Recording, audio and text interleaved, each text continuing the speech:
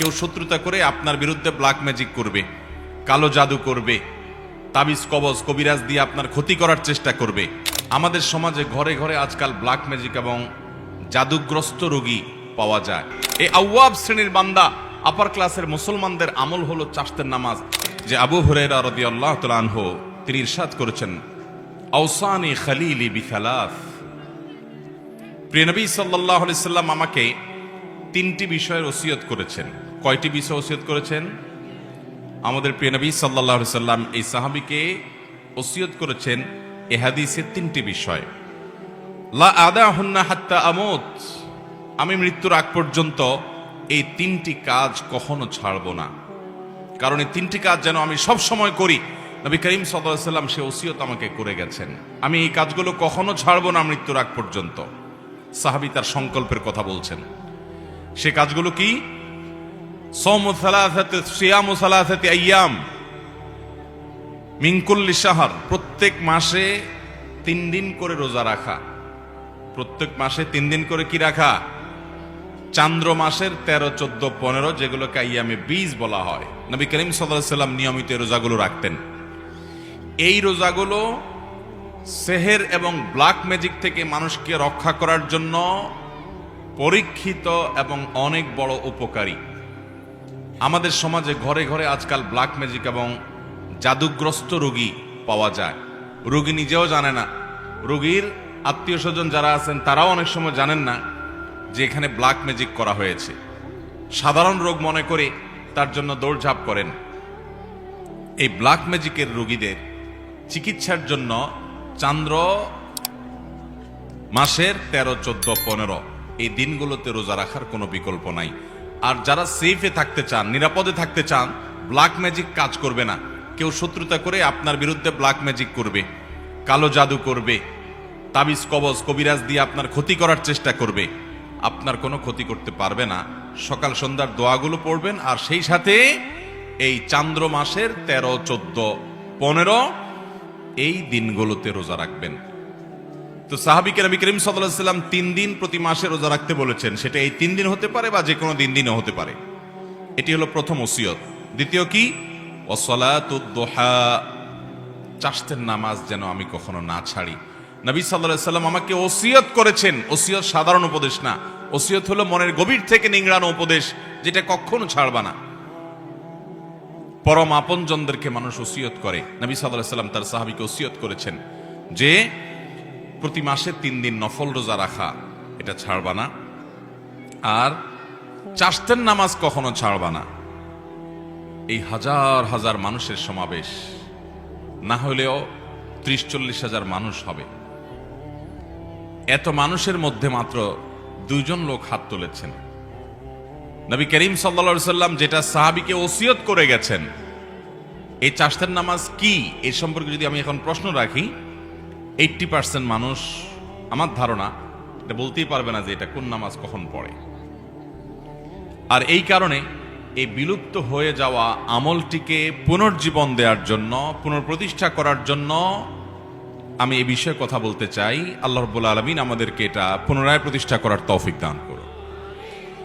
তৃতীয় যে ওসিয়ত করেছেন নবী সাল্লাল্লাহু আলাইহি সাল্লাম তাকে, সেটা হলো ওয়ানাউমুন আলা বিত্রিন, এবং বিতরের নামাজ পড়ে যেন আমি রাতে শুই। যারা তাহাজ্জুদ পড়বে নিশ্চিত আছেন বা প্রবল সম্ভাবনা আছে, জোরালো তার সম্ভাবনা আছে, তারা তাহাজ্জুদের পরে বিতির পড়বেন, ঠিক আছে। কিন্তু বিতির পড়তে পারি কিনা এ ব্যাপারে যদি সিউরিটি না থাকে, প্রবল নিশ্চয়তা না থাকে, তাহলে সেক্ষেত্রে বিতির পড়ে রাতে ঘুমোতে হবে। সেটাকে বিলম্ব করা যাবে না, বাদ দেওয়া যাবে না। নবী সাল্লাল্লাহু আলাইহি ওয়াসাল্লাম সে ওসিয়ত করেছেন। সহিহ মুসলিমের হাদিস আম্মাজান আয়েশা রাদিয়াল্লাহু তাআলা থেকে বর্ণিত হয়েছে, তিনি বলেছেন, কানান নবী সাল্লাল্লাহু আলাইহি ওয়াসাল্লাম ইউসাল্লি দুহা 4 ওয়া ইয়াজিদু মা শা। নবী সাল্লাল্লাহু আলাইহি ওয়াসাল্লাম প্রতিদিন 4 রাকাত চাশতের নামাজ পড়তেন, আবার কখনো কখনো তার চাইতে বেশিও পড়তেন যতটুকু মনে চায়। অনেক বর্ণনা থেকে 8 রাকাত পর্যন্ত পাওয়া যায়। 4 রাকাতের বেশি 6 রাকাত হতে পারে, 8 রাকাতও হতে পারে। এই হাদিস থেকে বোঝা যায় যে 4 রাকাত তিনি অবশ্যই পড়তেন, এর বেশি কখনো কখনো 8 রাকাতও পড়তেন, 6 রাকাতও পড়তেন। সহিহ মুসলিমের হাদিসে আসছে, আবু যর গিফারী রাদিয়াল্লাহু তাআলা বর্ণনা করেছেন, নবী করিম সাল্লাল্লাহু আলাইহি ওয়াসাল্লাম বলেছেন, আল্লাহ রাব্বুল আলামিন আমাদের শরীরে যতগুলো অঙ্গ প্রত্যঙ্গ দিয়েছেন, যতগুলো জোড়া দিয়েছেন, এই প্রত্যেকটি জয়েন্ট, এই প্রত্যেকটি জোড়া আল্লাহর পক্ষ থেকে অনেক বড় অনুগ্রহ। প্রতিদিন এই জোড়া ঠিক থাকার কারণে আমরা মুভমেন্ট ঠিক মতো করতে পারছি, চলাফেরা ঠিক মতো করতে পারছি, অসুবিধা হচ্ছে না। এই যে আল্লাহ তাআলার এত বিশাল বড় নেয়ামত আমরা লাভ করতে পারলাম, সেজন্য প্রতিটি জোড়া, প্রতিটি অঙ্গের তরফ থেকে প্রতিদিন আমাদের সাদাকা করা উচিত। আমরা একবার সুবহানাল্লাহ বললে একটি জোড়া, একটা জয়েন্টের পক্ষ থেকে, অঙ্গের পক্ষ থেকে সাদাকা হয়, এর পক্ষ থেকে আল্লাহর শুকরিয়া আদায় করা হয়। একবার আলহামদুলিল্লাহ বললে, একবার সুবহানাল্লাহ বললে, একবার আল্লাহু আকবার বললে, একটা ভালো কাজ করলে, একটু দান সাদাকা করলে, কাউকে অন্যায় কাজ থেকে বাধা দিলে, কাউকে কোনো ভালো কাজের নির্দেশ করলে, এই প্রত্যেকটি ভালো কাজ মানুষের প্রতিটা শরীরের প্রতিটি জয়েন্ট থেকে সাদাকা হয়। এই যে মানুষের শরীরে শত শত জয়েন্ট, এই জয়েন্ট এবং জোড়া, এই অঙ্গ প্রত্যঙ্গগুলো থেকে প্রত্যেকটি থেকে আলাদা আলাদা করে প্রতিদিন যদি সাদাকা দিতে হয়, তাহলে কি পরিমাণ নেকামল করা লাগবে। এই হাদিসে নবী সাল্লাল্লাহু আলাইহি ওয়াসাল্লাম বলেছেন, মানুষের শরীরের প্রতিটি জয়েন্ট, জোড়া, প্রতিটি অঙ্গ প্রত্যঙ্গ থেকে একটি কাজ প্রত্যেকটির তরফ থেকে সাদাকা করার, শুকরিয়া আদায় করার কাজ করে দেয়। সেটা হলো, যদি কেউ সলাতুদ দুহা বা চাশতের নামাজ পড়ে, তাহলে এই একটি কাজ তার শরীরের সমস্ত জয়েন্টের তরফ থেকে সাদাকা হয়ে যায়। মুহতারাম হাজরিন, এই সালাতুদ দুহা বা চাশতের নামাজের সম্পর্কে তিরমিজির বর্ণনায় আসছে, নবী করিম সাল্লাল্লাহু আলাইহি সাল্লাম বলেছেন যে আল্লাহ রাব্বুল আলামিন হাদিসে কুদসিতে বলেছেন, ইয়াবনা আদম, হে আদম সন্তান, এর কালি আউয়ালান নাহারি আরবাআন, তোমরা দিনের শুরুতে 4 রাকাত নামাজ পড়ো আমাকে সন্তুষ্ট করবার জন্য। এটা আল্লাহ বলছেন। আকফিকা আখিরাহু, তাহলে তোমাকে আমি দিনের শেষ পর্যন্ত পরিপূর্ণ সময়টাতে আমি যথেষ্ট হয়ে যাব সকল ক্ষতি থেকে বাঁচাবার জন্য। এই 4 রাকাত নামাজ সালাতুদ দুহা, যেটাকে আমরা চাশতের নামাজও বলি।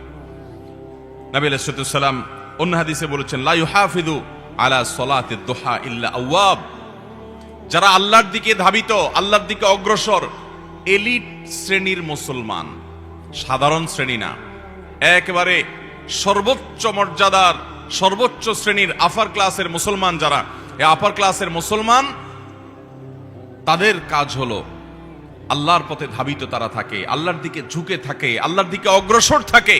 এই আওয়াব শ্রেণীর বান্দা, আপার ক্লাসের মুসলমানদের আমল হলো চাশতের নামাজ। এটা সাধারণ মুসলমানরা পারে না। এই জন্য নবী সাল্লাল্লাহু আলাইহি ওয়াসাল্লাম এটার নাম দিচ্ছেন ওয়াহিয়া সালাতুল আওয়াবিন।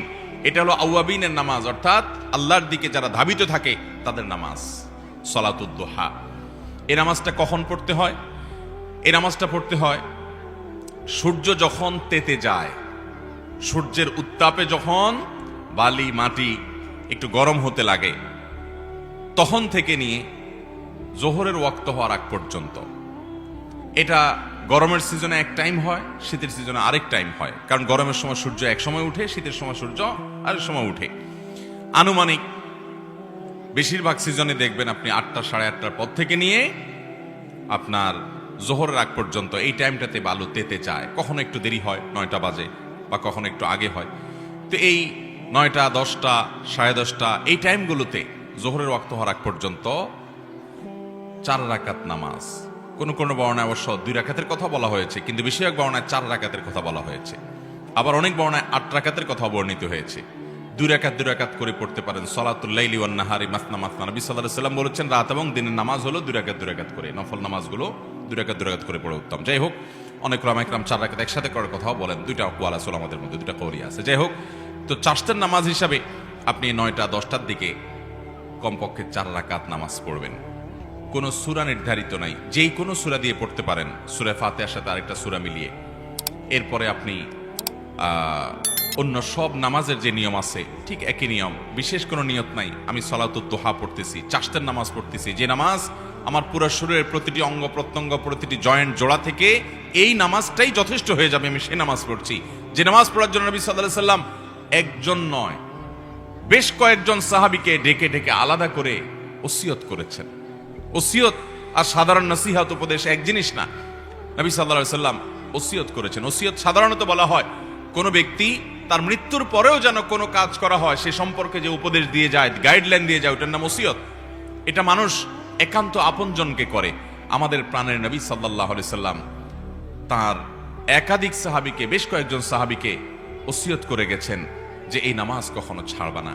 যে নামাজ নবী সাল্লাল্লাহু আলাইহি সাল্লাম সাহাবীদেরকে ওসিয়ত করে গেছেন আদায় করার জন্য, এই 40-50 হাজার মানুষের এত বিশাল সমাবেশে 5 জন মানুষও পাওয়া যায়নি সেই নামাজটা আমরা পড়ি। এই নামাজটা ভাইয়েরা আমার নিয়মিত পড়তে না পারি, অন্তত সপ্তাহে 1-2 দিন হলেও, মাঝে মধ্যে হলেও আদায় করবো ইনশাআল্লাহ।